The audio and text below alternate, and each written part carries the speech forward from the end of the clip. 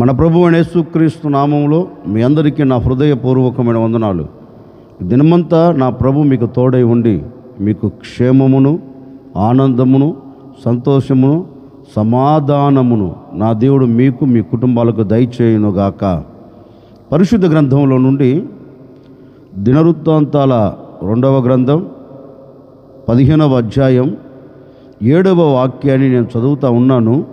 మీ పరిశుద్ధ గ్రంథమైన బైబిల్ తెరచి చూడండి. కాగా మీరు బలహీనులు కాక ధైర్యము వహించుడి, మీ కార్యము సఫలమగును.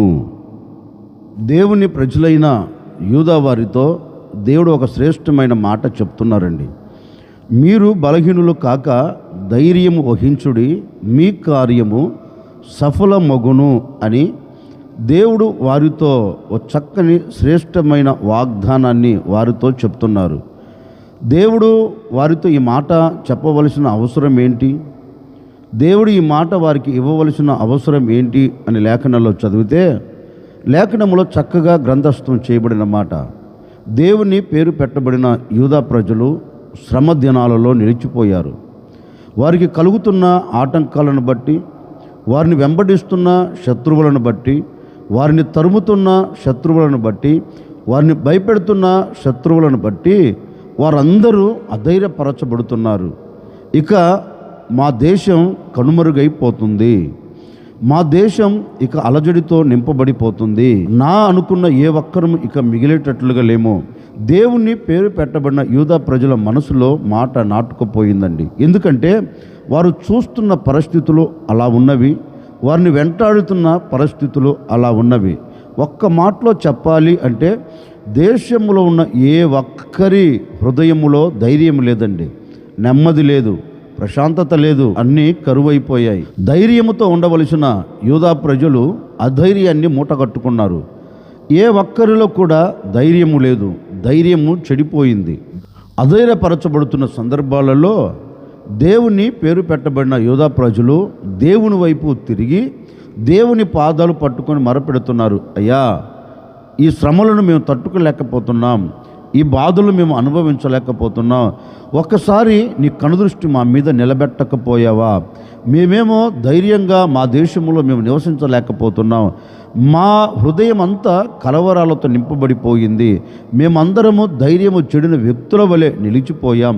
ఒక్కసారి నీవు మా వైపు తిరిగితే మా పరిస్థితులన్నీ అనుకూలించబడతాయి బాబు, ఒకసారి నీవు మా వైపు తిరుగు అన్నట్లుగా వారు దేవుని వైపు తిరిగి దేవుని సన్నిధిలో మొరపెడుతున్నారండి. వారి మొరను విన్న దేవుడు, వారి మనసును చూచిన దేవుడు వారికి ఒక శ్రేష్టమైన మాటను పంపుతున్నారు.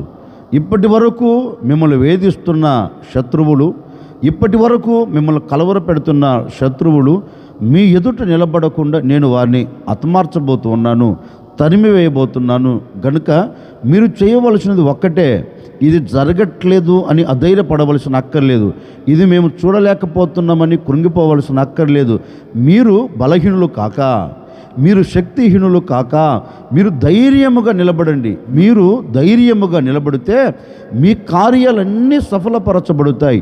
ఏ శత్రువు మీద మీరు జయము చూడాలనుకుంటున్నారో ఆ కార్యం నెరవేర్చబడుతుంది. ఏ శత్రువును మీరు తరమాలని కంకణము కట్టుకున్నారో ఆ శత్రువు మీ ఎదుట నిలబడకుండా కార్యం జరుగుతుంది. కనుక మీరు ఏ విషయంలో సన్నగిలిపోకుండా, ఏ విషయంలో సొమ్మసిల్లిపోకుండా మీరు బలహీనులు కాక ధైర్యం వహించుడి, నేను మీ కార్యములన్నీ సఫలము చేయబోతున్నాను అని దేవాతి దేవుడు వారికి మాట ఇచ్చి వారి బలహీనతలను తీసివేసి వారిని ధైర్యపరిచి వారి కార్యాలన్నింటినీ సఫలము చేసి వారిని వెంటాడుతున్న శత్రువులందరినీ తరిమివేసి ఆ దేశమునకు దేవుడు నెమ్మదిని కలుగచేశారండి.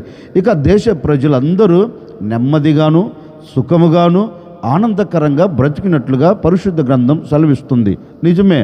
ఇప్పటి కూడా నేను మీతో చెప్పాలి అనుకున్న మాట ఏంటంటే, యూదా ప్రజలను తరిమినట్లుగా, యూదా ప్రజలను వేధించినట్లుగా, యూదా ప్రజలను భయపెట్టినట్లుగా ఒకవేళ శ్రమలు అనే శత్రువులు నిన్ను భయపెడుతున్నాయేమో, ఆటంకాలు అనే ఇబ్బందులు నేను నలిపేస్తున్నాయేమో, నిందలు అనే పరిస్థితులు నీ ముంగిటి నిలబడి నేను కలవరపెడుతున్నాయేమో.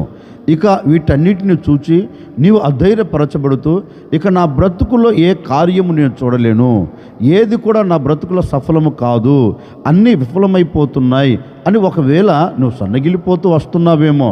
ఈ ఉదయకాల సమయంలో నా ప్రభు నీతోనే మాట్లాడుతూ ఉన్నాడు. ఒకవేళ ఇవన్నీ నీ ముంగిట నిలబడి నిన్ను అధైర్యం పరుస్తూ వస్తున్నాయేమో, అధైర్యానికి గురి చేస్తూ వస్తున్నాయేమో, కలవరపడవలసిన అక్కర్లేదు. ఈరోజు మీరు బలహీనులు కాకుండా, మిమ్మల్ని తరుముతున్న శత్రువులను చూచి మీరు కృంగిపోకుండా, నీవు ఎదుర్కొంటున్న శ్రమలను చూచి నీవు అధైర్యపరచబడకుండా, నిన్ను అవమానపరుస్తున్న ఆటంకాలను చూచి నీవు కృంగిపోకుండా, ఈ ఉదయకాల సమయంలో నా దేవునిని బట్టి నువ్వు ధైర్యంగా నిలబడితే, నా దేవుని బట్టి నువ్వు ధైర్యం తెచ్చుకోగలిగితే, నా దేవునిని బట్టి నువ్వు బలహీనులు కాకుండా ధైర్యం వహించగలిగితే, పరిశుద్ధ గ్రంథం చెప్పకనే చెబుతుందండి, ఈ దినము నుండి నా ప్రభు మీ కార్యములన్నింటినీ సఫలం చేయబోతూ ఉన్నాడు. ఈనాటి వరకు మీరు బలహీనపరచబడుతూ ఒకవేళ ఏ కార్యం సఫలం కావట్లేదని అధైర్యపరచబడుతున్నావేమో, కంగారు పడవలసిన అక్కర్లేదండి. నా దేవుడు కార్యము చేయుటకు నీతో కూడా నిలిచి ఉండబోతూ ఉన్నాడు. నీ బలహీనతలో నా దేవుడు నేను బలపరచబోతూ ఉన్నాడు. నీ శక్తిహీనతలో నా దేవుడు నీకు శక్తిని కలగ చేయబోతున్నాడు. అధైర్యపరచబడుతున్న సందర్భాల్లో నా దేవుడు నీకు ధైర్యం ఇవ్వబోతూ ఉన్నాడు. నీవు ధైర్యముగా నిలబడితే నీ కార్యాలన్నిటి నా దేవుడు సఫలం చేయబోతూ ఉన్నాడు. ఒకవేళ ఏ కేసు విషయంలో నీవు అధైర్యపరచబడుతున్నావేమో, ఒకవేళ పోలీస్ స్టేషన్ చుట్టూ తిరిగి సొమ్మసిల్లిపోయావా, కోర్టు చుట్టూ తిరిగి అలసిపోయావా, అలసిపోతూ వస్తున్నావేమో, ఈరోజు ధైర్యం వహించు. ఆ పరిస్థితులను చూసి నీవు కంగారు పడవలసిన అక్కర్లేదు. ధైర్యం వహించు. నీ కార్యములన్నీ నా ప్రభు సఫలం చేయబోతూ ఉన్నాడు. ఈ దినమున నా దేవుడు కార్యం ప్రారంభించబోతూ ఉన్నాడు. నీవు అన్ని విషయాల సఫలతను నువ్వు చూడబోతూ ఉన్నావు. నువ్వు ధైర్యంగా నిలబడితే నీ కుటుంబం అన్ని విషయాల్లో నెమ్మదిగా, సంతోషకరంగా, ఆనందకరంగా నువ్వు బ్రతుకున్నట్లుగా దేవుడు నవనూతనమైన కార్యం నీ కుటుంబం పట్ల జరిగించబోతున్నాడు. దైవజనుడైన ఏలియా దేవుని సన్నిధిలోనికి వెళ్ళి ప్రార్థించాడండి. ఒకేసారి దేవుని సన్నిధిలో ప్రార్థన చేశాడు. అయ్యా, అగ్నిని పంపి అద్భుతం చేయి అని మొరపెడితే ఆ దైవజనుడు ప్రార్థన ముగించలోపే ఒక అద్భుతం ఆ ప్రాంతంలో జరిగిందండి. అగ్ని దిగి వచ్చింది, బలిపీఠం మీద పెట్టబడిన బలిని కాల్చి పడవేసింది. ఒక్కసారి చేసేలోపే దేవుడు అద్భుతం జరిగించాడు. మరలా పరిశుద్ధ గ్రంథంలో చదివితే వర్షం కొరకు అదే దైవజనుడు, ఏ దైవజనుడైతే అగ్ని కొరకు ప్రార్థించాడో అదే దైవజనుడు వర్షం కొరకు కూడా ప్రార్థించాడండి. అయ్యా, దేశము కరువుతో నింపబడిపోయింది, దేశం మొత్తం కరువుతో విలయతాండమాడుతూ ఉంది, ఈ దేశంలో కరువు దినాలను మీరు తీసివేయండి అని దేవుని సన్నిధిలోనికి వెళ్ళి ప్రార్థన చేశాడండి. ఒక్కసారి ప్రార్థన చేశాడు, ఫలితం రాలేదు. 2 సార్లు ప్రార్థన చేశాడు, ఫలితం రాలేదు. కానీ దైవ సేవకుడు అధైర్యపరచబడలేదండి. దైవ సేవకుడికి అధైర్యం కలగల. నేను ప్రార్థిస్తున్నాను కదా, ఎందుకు అద్భుతం జరగలేదు?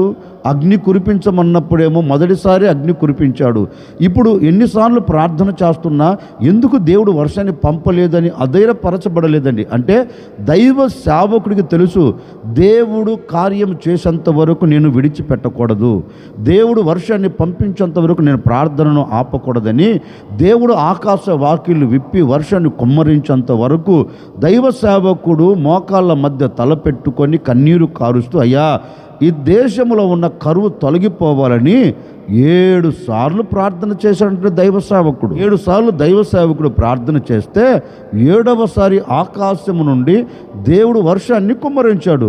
దైవ సేవకుడు ఏం అధైర్యపడలేదు, ఇది జరుగుతుందో జరగదో, ఇది చూస్తానో చూడనో అనే ఒక అపనమ్మకం అయితే లేదు. నమ్మకంతోనే ప్రార్థన చేశాడు. ఈసారి కాకపోతే మరొకసారి చేస్తాను, మరొకసారి కాకపోతే ఇంకొకసారి చేస్తాను, ఇంకొకసారి కాకపోతే ఇంకొకసారి చేస్తానని దైవ సేవకులు 7 సార్లు దేవుని సన్నిధిలో ప్రార్థన చేస్తానండి. దేవుడు దైవ సేవకుడు చేస్తున్న ప్రార్థనను విని దేని నిమిత్తమైతే ప్రార్థించాడో ఆ కార్యాన్ని సఫలము చేసినట్లుగా లేఖనంలో చక్కగా రాయబడింది. ఈ ఉదయకాల సమయంలో నేను కూడా మీతో చెప్పాలి అనుకున్న మాట ఏంటంటే, ఒకవేళ ఇప్పటి వరకు ప్రార్థన చేసి అలసిపోయావా, ఒకసారి ప్రార్థన చేశావు, అయ్యా నా కుటుంబం కట్టబడాలని, అలసిపోయావు, కృంగిపోయావు, అధైర్యపరచబడ్డావు, ఇక జరగదు అని మరలా ప్రార్థన చేస్తూ వచ్చావు. 1 సారి 2 సార్లు 3 సార్లు ప్రార్థన చేస్తూ వస్తున్నావు, కార్యం జరగట్లేదని సన్నగిలిపోయి అధైర్యపరచబడి ప్రార్థనను ఆపేస్తున్నావు. ఏ ఒక్క కార్యం నీ జీవితంలో జరగక నీ జీవితంలో వెనకంజ వేసినట్లుగా సాగిపోతుంది నీ బ్రతుకు. 1, 2, 3 సార్లు ప్రార్థన చేసి సొమ్మసిల్లిపోయి అధైర్యపరచబడి ఇక నేను చూడను, ఇక నేను దీన్ని అనుభవించలేను, ఇక నేను కనులారా చూడలేను, మనసారా అనుభవించలేను, ఇది నా బ్రతుకుల్లో జరగదు అని ఒకవేళ నువ్వు అధైర్యపరచబడుతూ నువ్వు చేస్తున్న ప్రార్థనను నిలిపివేసేవేమో. కానీ దైవ సేవకుడు అలా చేయలేదండి. జరిగేంత వరకు ప్రార్థన చేస్తూనే ఉన్నాడు. నీ బ్రతుకుల్లో కూడా ఇప్పటి వరకు జరగలేదా? ఈ క్షణం వరకు జరగలేదా? నువ్వు అనుకున్నావు నా కుటుంబం కట్టబడాలని, నువ్వు అనుకున్నావు నా చేతి పని దీవెనకరంగా మారాలని, నువ్వు అనుకున్నావు నేను చేస్తున్న వ్యాపారంలో ఒక దీవెనను చూడాలని, నువ్వు అనుకున్నావు. ఎంత ప్రయాసపడి చదువుతున్నా ఈ చదువులో జయం కలగట్లేదు, చదివిన చదువులకు తగినట్లుగా చక్కని ఉద్యోగాలు నాకు కలగట్లేదని ఒకవేళ ప్రార్థన చేస్తూ అలసిపోతూ వస్తున్నావేమో, ప్రార్థన చేస్తూ సొమ్మసిల్లిపోతూ వస్తున్నావేమో. ఈ ఉదయకాల సమయంలో నీకే ఒక శుభవార్త. నీవు సొమ్మసిల్లిపోకుండా అధైర్యపరచబడకుండా దేవుడు కార్యం చేసేంత వరకు అయ్యా ఎన్ని రోజులకు చేస్తాడయ్యా, ఎప్పటికి చేస్తాడయ్యా అని ఆలోచిస్తున్నావా? ఆలోచించవలసిన అక్కర్లేదు. ప్రార్థన చేసి చూడు. పట్టుదలతో కూడిన ప్రార్థన అన్నిటి మీద నీకు జయము కలగ చేస్తుంది. ఈరోజు పట్టుదల కలిగి ప్రార్థించు. నా కార్యము నా దేవుడు సఫలం చేయబోతున్నాడు, నా దేవుడు నా కార్యం నెరవేర్చబోతున్నాడు, నేను అనుకున్న గమ్యానికి చేరబోతున్నాను అని పట్టుదల కలిగి ప్రార్థన చేసి చూడు. నా దేవుడు నీ కొరకు ఆకాశ వాకిలు విప్పబోతూ ఉన్నాడు. దైవ సేవకుడైన ఏలియా ప్రార్థన చేస్తే ఆకాశం నుండి వర్షాన్ని కురిపించాడు కదా. మరి నీవు పట్టుదలతో కూడిన ప్రార్థన చేస్తే నీ కుటుంబం ఎందుకు కట్టబడదు? నీవెందుకు సమాధానాన్ని చూడలేవు? నీ చేతి పని ఎందుకు ఆశీర్వదించబడలేదు? నీ వ్యాపారం ఎందుకు దీవెనకరంగా మలచబడదు?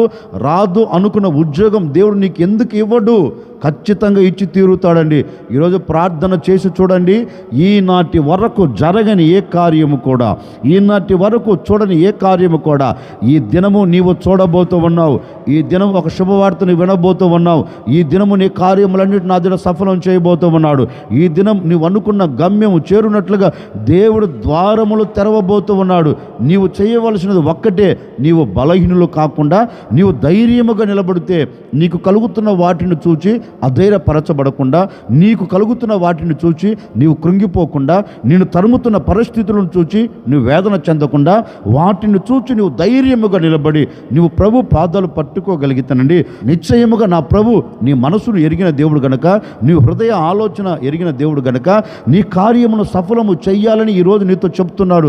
భయపడవలసిన అక్కర్లేదు. నీవు ధైర్యముగా నిలబడితే మీ కార్యములన్నిటి నా దేవుడు సఫలం చేయబోతూ ఉన్నాడు. నీ పట్ల కార్యము చేయుటకు నా దేవుడు నీకు సమీపంగా రాబోతూ ఉన్నాడు. ఈ ఉదయకాల సమయములో నుండే నీవు అద్భుతం చూడబోతూ ఉన్నావు. ఒక్కొక్కటి నీవు కార్యము సఫలం మగుట నువ్వు చూడబోతూ ఉన్నావు. ఒక్కొక్క కార్యమును నా దేవుడు నెరవేర్చబోతూ ఉన్నాడు. ఒక్కొక్క పరిస్థితిని నా దేవుడు మార్చివేయబోతూ ఉన్నాడు. ఒక్కొక్క పరిస్థితిని మార్చి నీ హృదయమునకు ఆనందమును కలగచేసి నీవు ఆనందకరంగా బ్రతుకున్నట్లుగా నా దేవుడు నీ కుటుంబం పట్ల గొప్ప కార్యములు జరిగించబోతూ ఉన్నాడు. ఒక సేవకుడిగా నిన్ను మనసుతో నేను కూడా కోరుకుంటున్నానండి. నీ వ్యాపారంలో, నీ చేతి పనిలో, నీ ఉద్యోగంలో, నీ ఆత్మ సంబంధంగా, నీ కుటుంబ పరంగా నీవు ఏ కార్యము సఫలము కావాలని కోరుకుంటున్నావో ప్రతి కార్యాలన్నీ నా దేవుడు సఫలం చేయబోతూ ఉన్నాడు. ప్రతి కార్యాలన్నీ నా దేవుడు నెరవేర్చబోతూ ఉన్నాడు. మీరు అనుకున్న ప్రతి కార్యములు నా దేవుడు సఫలము చేయునుగాక. ఆశ్చర్యకరుడా మీకు స్తోత్రాలు చెల్లిస్తూ ఉన్నాం. మీరెంతైనా సర్వశక్తి కలిగిన దేవుడవు. ఈ విధంగా మేమందరం మిమ్మల్ని స్తుతించినట్లుగా మరొక దినాన్ని మీరు మాకు దయాకిరీటముగా ధరింపచేసారు. అందును బట్టి మీకు స్తోత్రం నాయన. ఈనాటి వరకు మేము బలహీనులుగా ఉన్నామేమో, ఈనాటి వరకు బలహీనులుగా మలచబడుతూ మార్చబడుతూ నాయన ఏ కార్యము చూడలేక నిలిచిపోయామేమో, ఈరోజు ధైర్యంగా నేను నిలిచి ఉండబోతూ ఉన్నాం, ధైర్యాన్ని వహించబోతూ ఉన్నాం. మా కార్యములన్నీ సఫలం చేయండి అయ్యా. మేము అనుకున్న ప్రతి కార్యము సఫలపరచబడాలి నాయన. ఈ ఉదయకాల సమయంలో ఈ మాటలు విని ఎందరైతే కార్యము సఫలపరచబడాలని కోరుకున్నారో ప్రతి వ్యక్తి పట్ల, ప్రతి కుటుంబం పట్ల మీ కార్యములన్నీ మీరు సఫలం చేయబోతున్నందుకై మీకు స్తోత్రం. బిడ్డలు కోరుకున్న రేవుకు మీరు చేర్చి ఘనమైన నామమునకు మహిమ తెచ్చుకోండి. ఈ దినమంతా మీ కృపా క్షేమములు బిడ్డల వెంట వెళ్ళునట్లుగా మీరు సహాయము చేయమని యేసు నామములు అడిగి వేడుకొనుచున్నాము తండ్రి. ఆమెన్. ఈ దినమంతా నా దేవుడు మీ అధైర్యమును తీసివేసి మీకు ధైర్యాన్ని కలగచేసి మీరు కోరుకున్న ప్రతి కార్యములన్నీ మీ కుటుంబాల పట్ల నా దేవుడు సఫలము చేయును గాక.